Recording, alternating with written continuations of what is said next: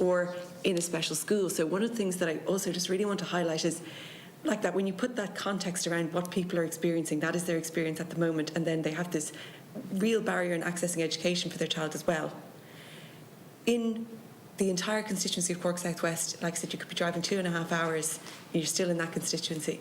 There is no special school, and I think that, you know, we know that not everybody can attend mainstream school. Obviously that's the aim and that's what everybody would like, but there is situations where a special school is needed, and for people to have to travel that far, it's just, when you talk about education being a right for people, it's not a possibility even for very many people. And I just want to highlight that.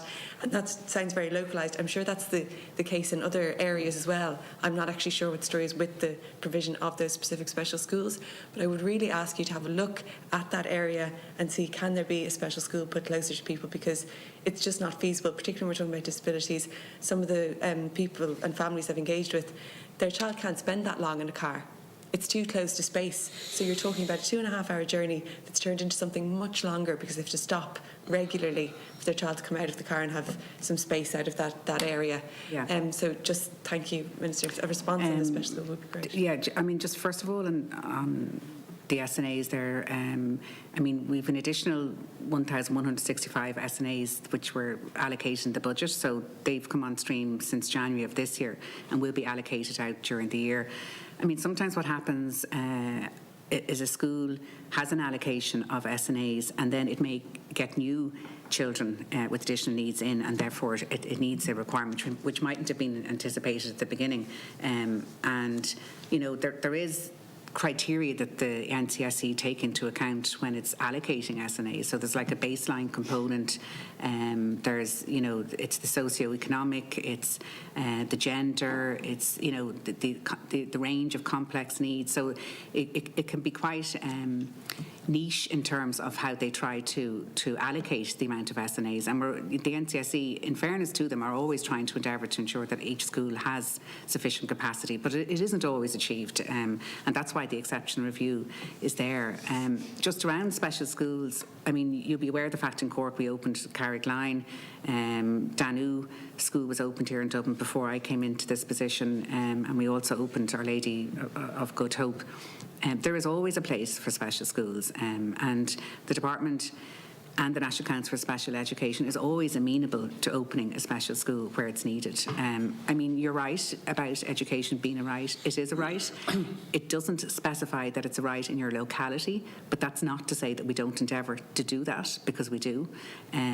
For all children, you know, not just children with additional needs, but the department in more general will try to do that. But particularly there's an argument for children with additional needs. We don't want them, as you say, having to travel extensively to the nearest education facility, if you like. So where there is a demand, the most important thing is that the CNOs are aware of that in the National Council for Special Education, that they can plan accordingly and provide either more special classes or a special school, or indeed classes in mainstream. You know, and I said it in my contribution earlier, most children with additional needs are in mainstream as opposed to in special classes or special schools. We have I think about 8,000 in special schools and about 8,000 in special classes. But where there is a need, I want to be aware of it. So if you ever have information where you know children that need space, please do let me make sure I'm aware of it.